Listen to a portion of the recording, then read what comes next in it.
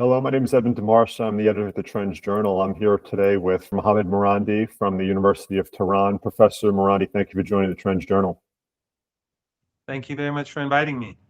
We'll get right into it. The big news, at least here in the U.S., pertaining to Iran was Trump's announcement on Friday. He met with leaders from Azerbaijan and Armenia about opening up a corridor through the Caucasus, and Iran was unhappy with that, or at least according to one top advisor to the Supreme Leader. The advisor said he thinks Donald Trump thinks the Caucasus is a piece of real estate he can lease for 99 years. This advisor said the passage will not become a gateway for Trump's mercenaries. It will become their graveyard. In your view, is that the general consensus in Iran or in Tehran about this agreement that Trump announced, and was it the breakthrough that the White House tried to present it as? We'll have to wait and see. It's still a bit too early. The Iranians want the details, and the Iranians have said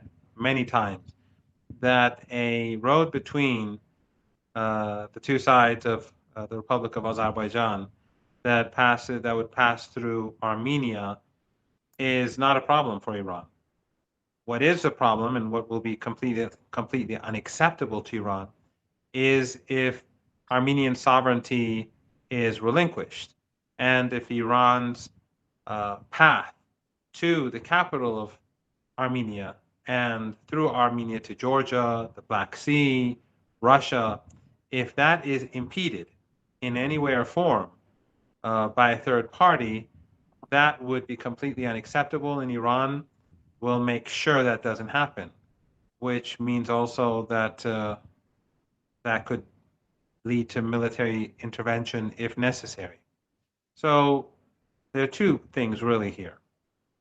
One is the possibility that there will be a road that connects east to west Armenia and connects the two pieces of Azerbaijan.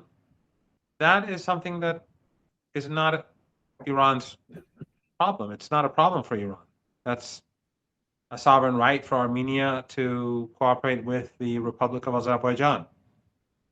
But again, if that territory means that there's a part of Armenia that's controlled by a third party, let's say the Americans, that will be completely unacceptable, and it will not happen. I saw some commentators from Iran mention, or at least liken it to Russia's problem with the U.S.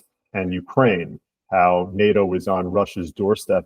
In some interviews I've seen, Iranians had the same concern. Is that a legitimate concern in the Iranian leadership? Yes, if the southern part of Armenia is relinquished, its sovereignty, for a period of time to the Americans or anyone else, then I think that the government in Armenia should expect a response from Iran that would not be dissimilar to that of Russia. But I mean, not for the whole of Armenia, but that territory will be controlled by Iran or Armenia. So this is a red line. It's a red line. Yes, Iran will not allow the third party to control southern Armenia, whether it's the United States, whether it's the Republic of Azerbaijan, whether it's anyone else. It would mean war. But again, I stress that if this is just a road that connects east to west, and some private company is in charge of building it and running it, that is not a problem for Iran. That's the sovereign right of the Republic of Armenia. But the Republic of Armenia will not be allowed to relinquish its sovereignty for any period of time in the eyes of the Iranians. Now, I know we have a very limited amount of time. I'd like to just hear your opinion now on where we stand between Iran and the U.S. and its nuclear program and Trump. Trump was at the White House on Wednesday, and it seemed like he really didn't have great things to say about Iran. He said it's a very evil place.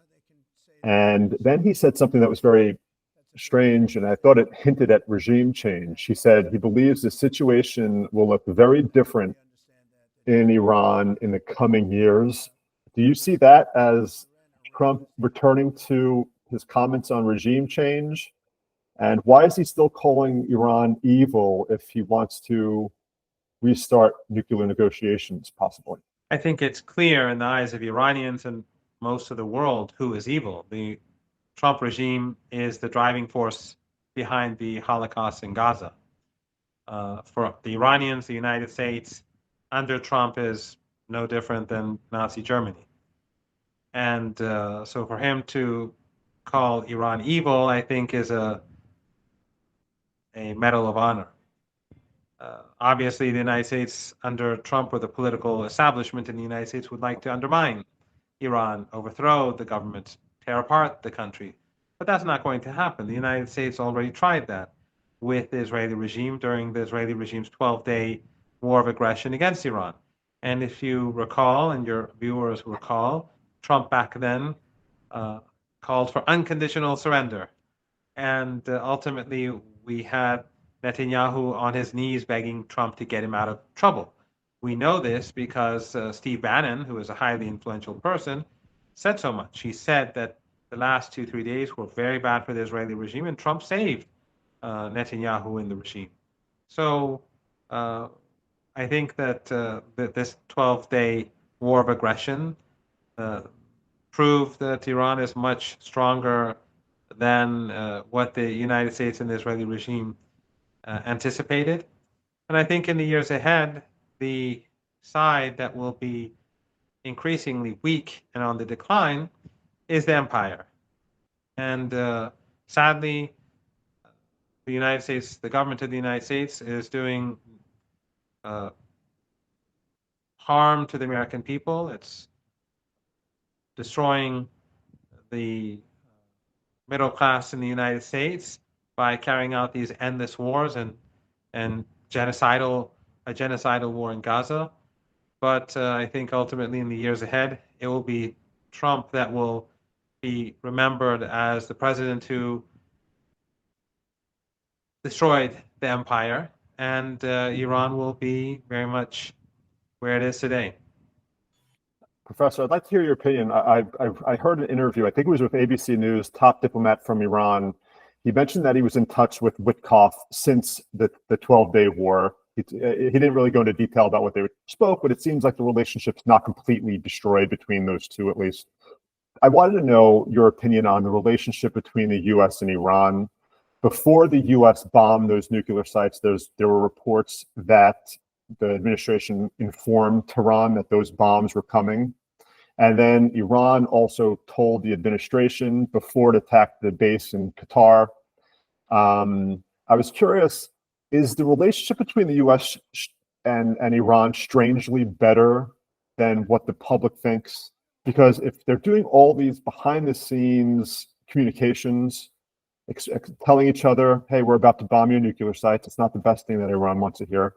But it's the U.S., isn't that showing some sort of mutual respect? And is that a pretty good point of departure for both countries in negotiations going forward?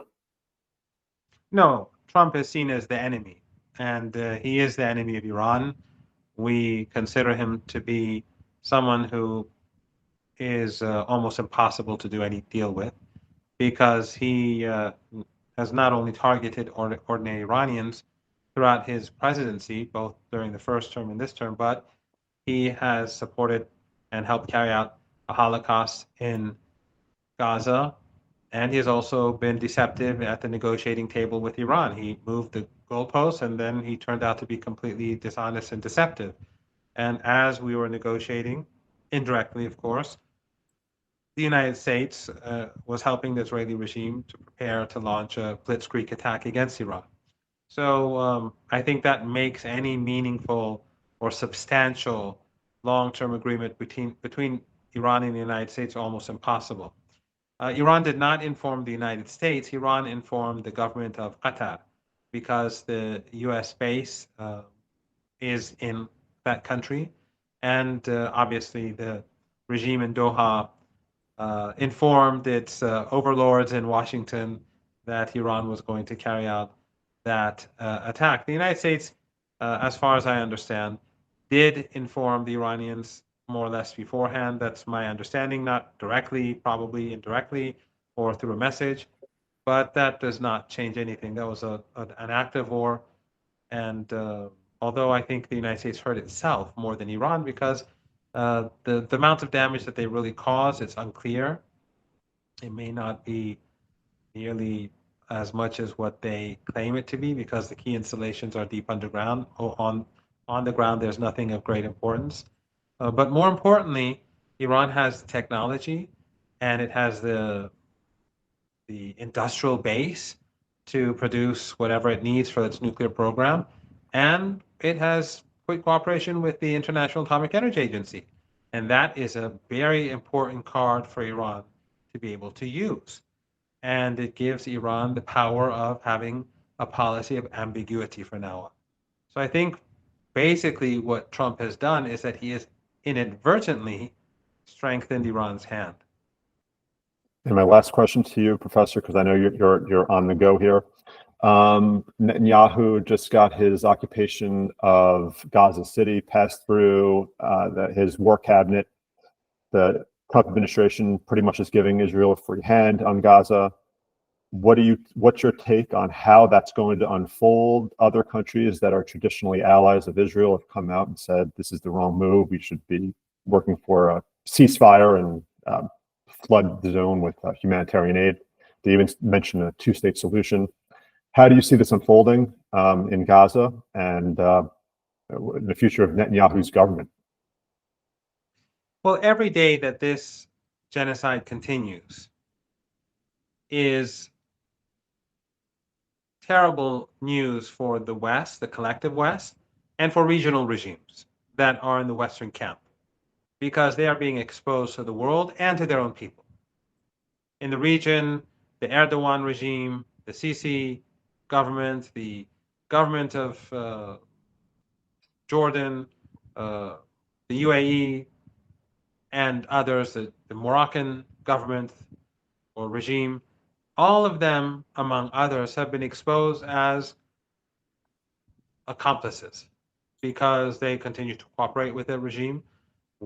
They either, in the case of the Republic of Azerbaijan, they send oil through Turkey to help with the genocide. The Emirates, Egypt, Jordan, they're all doing business as usual.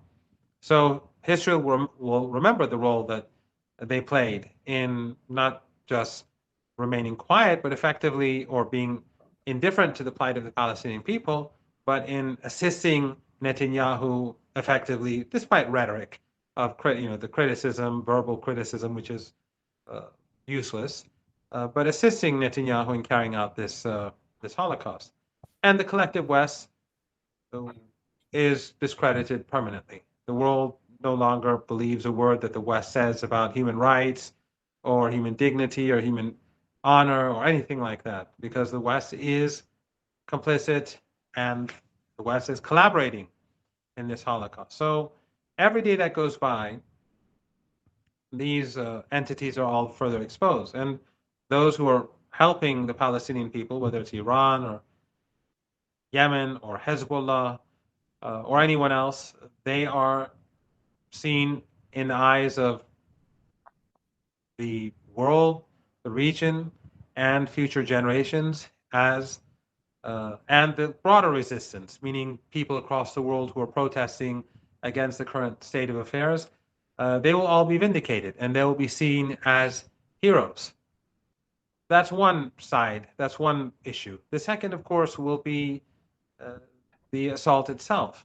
This will only increase the number of casualties, and the regime, which has already been destroyed in the eyes of public opinion in the West as well. In Europe and in the United States, we see the mood is changing dramatically.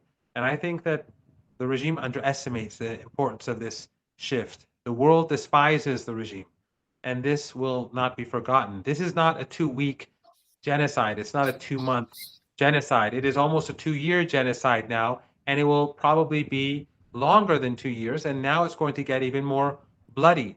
And so the regime is not going to survive.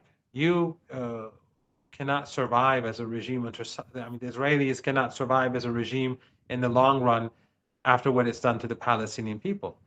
In the past, they were able to use the Holocaust as a shield to allow it to abuse Palestinians, ethnically cleanse Palestine, slaughter Palestinians.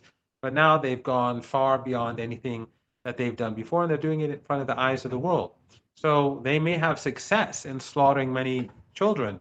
They may succeed in slaughtering women and innocent men and other vulnerable people. But that will come at a price that I think the regime will not be able to afford. Professor Marandi, thank you so much for joining me in the Trends Journal. Have a great rest of your day. Thank you very much.